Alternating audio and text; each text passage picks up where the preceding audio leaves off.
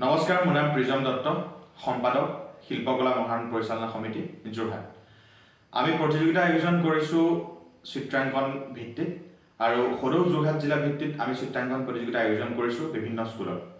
প্ৰায় 10খন স্কুলত ইতিমধ্যে প্ৰতিযোগিতা সফল সমাপ্তি ঘটিছে আৰু আগন্তুক 2023 বৰ্ষৰ 24 নৱেম্বৰ তাৰিখে কেন্দুগুৰিত অৱস্থিত সংস্কৃতি শিক্ষা নিকেতন বিদ্যালয়ত আমাৰ চিত্ৰাংকন প্ৰতিযোগিতা অনুষ্ঠিত হ'বলৈ গৈ আছে।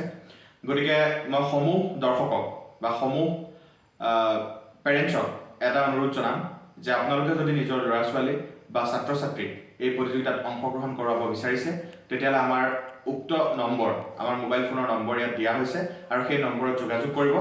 যোগাযোগ কৰিলে আমাৰ প্ৰতিযোগিতাৰ সমূহ নিয়মাৱলী তথা সমূহ প্ৰতিযোগিতাৰ লগত জড়িত যিখিনি কথা সেই গোটেই কথাখিনি আমি আপোনালোকক অৱগত কৰাম।